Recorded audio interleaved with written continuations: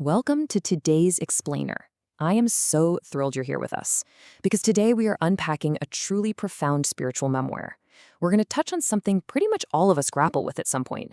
Who actually built the foundation we stand on? We're taking a deep dive into the hidden architecture of a life's mission, and we're kicking things off with a massive paradigm shift about parenthood, preparation, and legacy. Honestly, whether you're a parent, a mentor, or just someone trying to figure out your own roots, get ready to look at the whole concept of teaching in a completely different light. So think about the traditional ways we learn things in this world. It's usually through loud instruction, right? Or strict rule books, or maybe someone literally showing you step by step how to do something. But what does it mean to teach not with your words, but with your very being? This beautiful opening thought right here sets the entire stage for the source material we're exploring today. To teach through frequency is basically communicating through your baseline state of existence. It's the energy you naturally bring into a room. It's the unspoken rhythm of your daily habits, and that silent reassurance of just being there. It's something a child feels way before it's ever spoken out loud. Now, there is a really sharp contrast here between the absolute chaos of performative instruction and the stabilizing foundation of a frequency teacher. Look at performative teaching. It's inherently loud.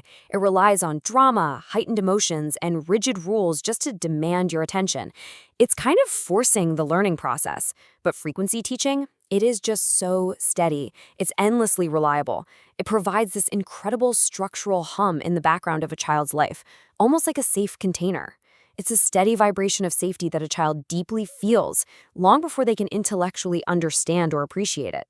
All right, let's open up this ledger. We're going to examine the 5 core pillars that build a destiny. First, the power of frequency. Second, building the physical vessel. Third, the medicine of humor. Fourth, the hidden mystic. And finally, number 5, preparing the traveler. Let's dive right into part 1, the power of frequency. You know, we so often equate strength with volume, right? But this text argues the exact opposite. Rather than a household of chaos, this father transmitted structure through some incredibly specific traits. We're talking steadiness, reliability, discipline, emotional restraint, quiet intelligence, and subtle intuition. I mean, just consider emotional restraint and subtle intuition for a second.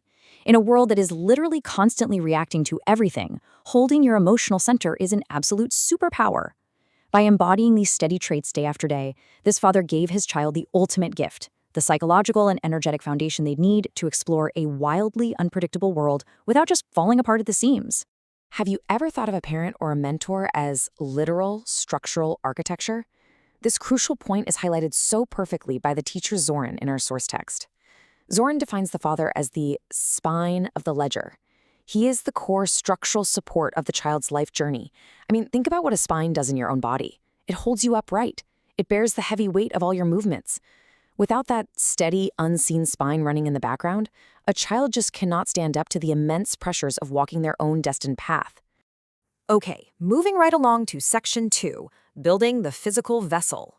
So now we transition into this deep fascination with mundane daily routines.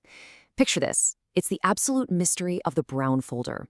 When the narrator was just a kid in 6th grade, which is a time when most of us are just worrying about recess and video games, right? Their father handed them and their sibling John this plain brown folder. And inside were these simple hand-drawn sketches of what he casually called Air Force exercises. There was no grand ceremony, no intense mandate to do them. The kids just practiced these stretches every single day for years, totally believing they were just building basic physical fitness and, military discipline. But here is the craziest part.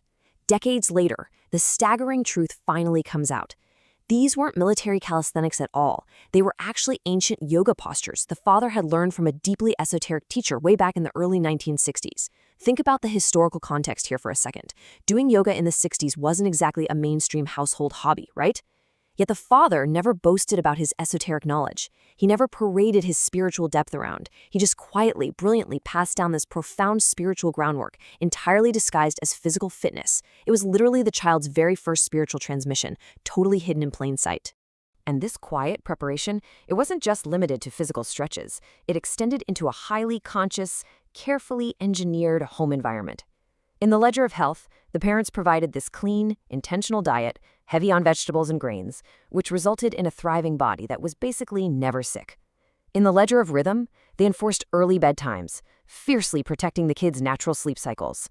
And they did all this without preaching a single word of Eastern philosophy. They were naturally aligning the household with the rhythms of the universe, matching the doll long before the child even knew what that word meant. The profound insight here is this concept of health as destiny. I really want you to think about this in the context of your own life. We so often separate our spiritual or mental goals from our physical bodies. But a massive spiritual awakening, or really any great life ambition, requires a nervous system that can actually handle the shock and awe of it all. By gifting them health as destiny, the father deliberately ensured the child's later years of intense meditation, surfing, and spiritual awakening wouldn't be derailed by the heavy burden of a fragile or chronically ill body. Which brings us to part 3, the medicine of humor. Because look, life isn't all just strict discipline, early bedtimes, and ancient stretches, right? A life's ledger requires a beautiful emotional balance. Think about what it actually takes to navigate an absolute crisis or devastating heartbreak, spiritual detours, and sudden awakenings. It takes immense resilience. To build this, the father brought a quiet, warm lightness into the home. He laughed easily. He joked gently. And this wasn't some flashy stand-up comedy routine. It was a series of subtle emotional release valves that constantly softened the household tension, making sure the family structure had the essential elasticity to bend without snapping. Administered early and often, this gentle humor became literal medicine. When you're on an intense spiritual journey, or frankly, just navigating the inevitable, heavy breakdowns of normal adult life, taking yourself way too seriously can completely shatter you. Rigidity is absolutely the enemy of growth. So the father's humor acted as an energetic shield. It provided the necessary levity and perspective to survive the profound emotional demands of the path ahead. It just goes to show that sometimes a gentle joke is just as spiritually vital as a deep, silent meditation. All right, let's jump into section 4, the hidden mystic. This brings us to what I think is the most profound realization in the entire memoir, the father's double life. Now, not a life of deception, but a life of incredible, breathtaking depth. We are looking at the sheer duality of a man operating flawlessly in two totally different realms. On one hand, he was the ultimate grounded provider, incredibly practical, responsible, and disciplined in the physical, day-to-day world. But operating simultaneously, right beneath the surface, was the hidden mystic. He was highly intuitive, spiritually curious, and completely energetically aware. He literally anchored the vastness of the spiritual world directly into the highly practical reality of raising a family. Because he lived as this hidden mystic, he successfully became the child's very first spiritual teacher, completely disguised as a traditional, everyday dad. He passed on his immense wisdom not through long-winded lectures or making them read heavy books, but through 5 incredibly subtle steps: the exercises, the discipline, the health, the rhythm, and most importantly, the silence, the profound capability to just sit and be. He allowed the very structure of their daily lives to do the heavy lifting of teaching, and in that quiet silence, the deepest, most important lessons were permanently absorbed. And finally, section 5, preparing the traveler. So here is where all these seemingly separate elements completely converge. When you combine these structural gifts, the physical discipline paired with deep emotional stability, a spiritual foundation perfectly matched with bodily health and rhythmic balance, you start to realize these weren't just nice, complementary personality traits. They were survival tools. They were precisely calibrated armor. They actively prevented the traveler from physically or emotionally collapsing when their immense cosmic identity and heavy life mission finally, forcefully emerged in their later years. Because of this earliest unshakable frequency, the child, referred to in the text as Micah, could safely emerge and become who they were always meant to be. And this brilliantly illustrates a really deeply moving truth. A massive spiritual mission is rarely, actually, scratch that, it is never a solitary endeavor. It's intensely relational. Nobody fulfills a massive destiny entirely on their own. The father provided the safe, reinforced container that was absolutely necessary for the awakening to actually happen, without destroying the vessel in the process. The crucial takeaway from this incredible memoir is that this man is not just a passing chapter in the timeline of the past. A father's profound, quiet work doesn't just fade away into the background when the child grows up. No, his legacy of strength, health, and mystery is an active, permanent pillar of the present. The foundation he poured decades ago is still holding up the entire structure of the traveler's current reality today. The ledger remains open, and his entries are the very ink that writes the future.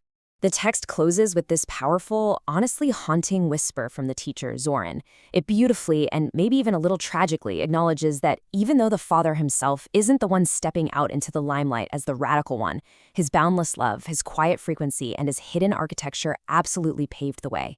Zoran whispers, "Traveler, he is the quiet mystic behind your awakening. He is the man who prepared the radical one."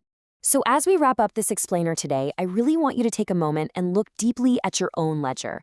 Reflect on your own foundation, maybe the things you didn't even realize were actively preparing you. Who quietly built the vessel for your life's mission?